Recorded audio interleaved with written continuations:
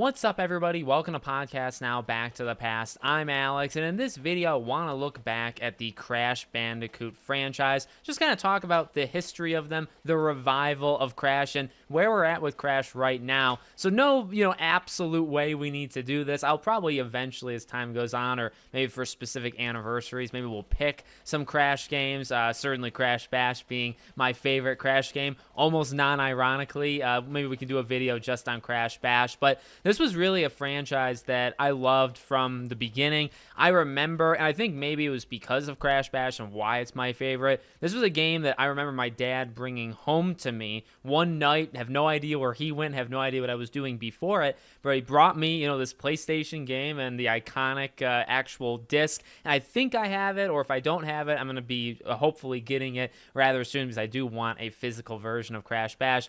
And he said, hey, I got this Crash game. Do you want to play it? And we played it together, and I lost, and I got very, very mad. And I think I was maybe 5 or 6 years old, but I'm pretty sure that's where I fell in love with Crash Bandicoot. I played several of the original games. I would say Crash Bash was probably my most played of any of them, and then probably even Team Racing. Now, I actually do have the original disc from 25 years ago, whenever it was, of Crash Team Racing. I love that game. There's a home video of my dad recording me playing it, and I look at him and I say, I'm really good at this game. So, and I felt really good at the game back when I was playing it. I would dominate, and even the original Crash games, I think they were hard for me, but I definitely enjoyed them. I think I got through them. I would later go back, years later to play them, but, Crash, really, I think of like Spyro, and I did play the Spyro games, Pokemon, maybe on like the Game Boy and stuff. Like if I think of my very earliest gaming moments,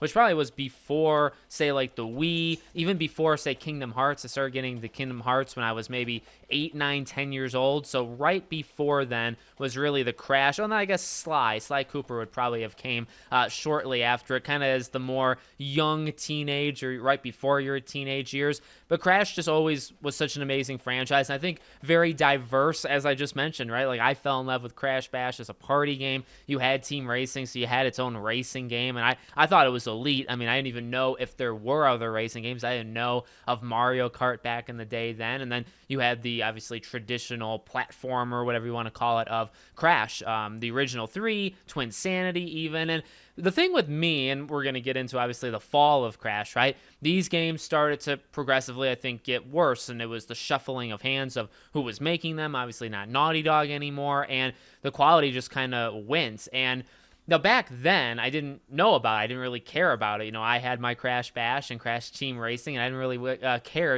what was going on with the franchise. I probably could have played those games forever and maybe still can. But, you look back and you look at some of those later games in probably the early 2000s, because you had like Crash Bash being 2000, I believe. Twinsanity, I think, was like 2004. So maybe from like 2003 on to like 2008. That was an era of like killing quite a few different game franchises that kind of got popularized in the 90s or late 90s, and they kind of all died in the early to mid 2000s. Crash was just kind of another one of those, and I always kept it with me. That's the thing with me for Crash. As I got older, as I played the Wii, as I would get, the DS, and then I obviously upgraded to like the PlayStations of the world and stuff, and really the PS3 eras when I first started getting into games. I never forgot the good old Bandicoot, and how could anybody honestly do it? And that brings us to, obviously, the demise of Crash, right? So Crash just not being around, the game's just not being good enough, these kind of collaborations that they tried that obviously didn't work either, and the franchise goes away, right? Swapping hands, so Activision owns it, all that jazz. And then we had, I guess there's no point in talking about all the years that we didn't have Crash games, because those are kind of boring years, right? But then we have the year that it came back, and that was 2016. Now, 2016 was the announcement, right? It was that E3, Sean Layden, iconic. He's an iconic guy. That event, that E3 was an iconic E3, and it'll always be a very powerful E3 for Crash when he walks on stage and he announces that they're working with Activision to do, and like, I always considered the Insane Trilogy to be a remake. It is actually considered a remaster. That's the official definition of it.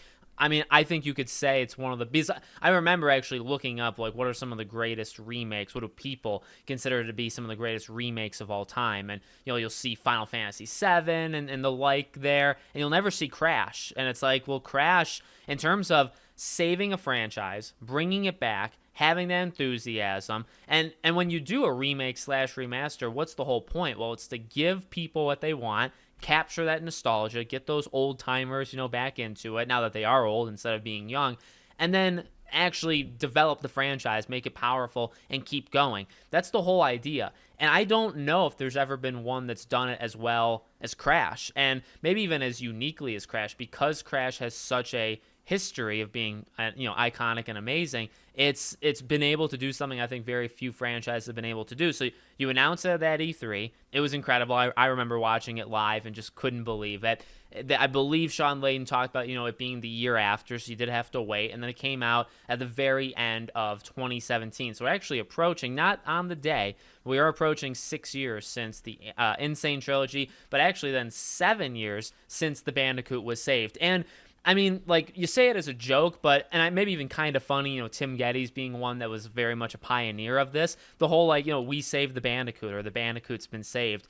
It is a joke, but it's also very, very real, because that's exactly what happened. There were rumors before it. There was obviously hope before it. And then we got it in 2016 that it was officially happening. And I remember being blown away that it was actually coming back. But again, now when it's actually coming back, you think, okay, well, you have to do it for the right reasons. It's got to recapture those original 3 games. And when it comes out, the whole goal is really to make more of them, right? That's where I think of, like, the remake thing, because when you think of games that get remade, oftentimes it's to kind of stir up, I guess remasters, they do it as well, but it's to stir up interest. It's to see, hey, is anybody still around here for this franchise? And the thing that I guess made Crash so special is not only was it a success, and not only I think it was a good game, the Insane Trilogy. Now, they changed some things about it, did make some people mad, and I don't know if I think just a lot of people, including even myself, I mean, if you're going to recommend Crash to go through the hoops and all that stuff to go back and play those originals, I mean, maybe they're pristine, they're the originals, but to have it all in one thing, all in one location, I don't know, like that probably is the place to play it, even though some of the, like, the hitbox kind of things, or like the landing zones of Crash, it is different. It's harder in some ways while also not being harder. The Platinum Trophy notoriously is insane and just not even fair, right, to get the Platinum. So you had all that, but that brought Crash back, and it didn't just bring Crash back for that game, it brought Crash back for the future. We then got the Team Racing version of the remake, which I thought that was excellent, and I tried to play it. I haven't played that game actually in a very, very long time, but I love that. I think that game is incredible, and again, whenever I saw Team Racing, or saw that, they're doing Nitro Refueled and all that, I would think back to that home video, and I just remember myself just sitting there and just nailing. Now, I don't know if I was playing on certain difficulties, but I remember being extremely good at Team Racing. I definitely think I was probably better back then than I am now. Then we had Crash 4, which obviously that was a big moment, and I really loved Crash 4. I think universally, I think people were pleased with it. And now, I mean, the whole point of really making this video is because of Team Rumble, right? So we get another Crash game. Now, maybe we're entering that era where we don't always want the things that we're getting. Now, keep in mind, if you've watched my other channels that I have, I'm actually pretty into Team Rumble. I like it. I played the beta. By the time you guys are watching this video, I'll be head deep into this game, probably playing too many hours of it. Strangely, it's like really addicting. It's actually really fun from what I've played so far. In terms of, is it what we want? Well, no. I think people... I think, again, the idea of the remake is to then make new, original Crash games. You did the racing one, so when you do a remake or a remaster, whatever you call that one, of the racing one, you could do another party game. I mean, this is a party game, right? Obviously, it's multiplayer, so it's 4v4. As you think of Crash Bash, like that was a party game. This one's kind of in that same genre. The only other things you could do, obviously, is then you could keep making, like, Crash 5, so on. You could do, like, you see Persona 5, like, Tactica. You could do, like, a tactics kind of, like, top-down thing for Crash. I mean, I guess there are some genres that could be broken into that Crash hasn't done yet, but that's where we're at right now. So I'm really happy Crash is back.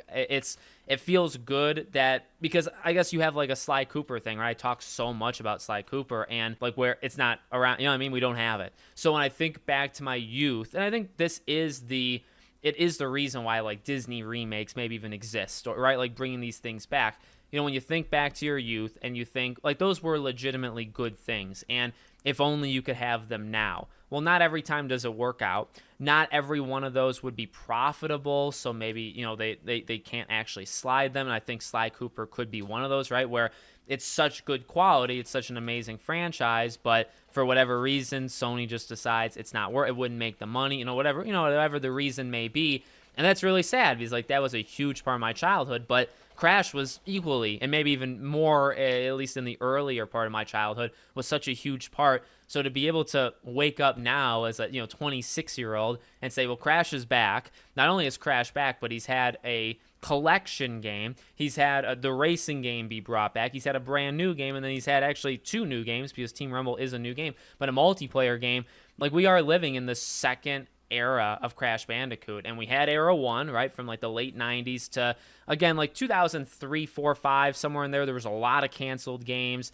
I think 2007 or 8 was like the last Crash game that came out, and then it was kind of over. So like that was era 1. Then we had like maybe like a 6-year gap where there was nothing, and then we started to kind of build for what would eventually be the Insane Trilogy. So glad he's back. Don't know if a lot of people are into the Team Rumble thing. I think the answer to that is no. I think most people are not into the Team Rumble thing. That's okay, but just to kind of celebrate, the Bandicoot has been with us again for 6 years, and hopefully he's with us for a long time. Hopefully he can outlast how long he was with us in the late 90s to the early 2000s. So let me know what you guys think about Crash Bandicoot in the comments. Like I said, in the future, we can do things like looking at specific games. Let me get some of them, and I can play them, and we can do kind of retrospectives on those, and we'll go from there, okay? Thank you for watching, and I'll see you all on the next one.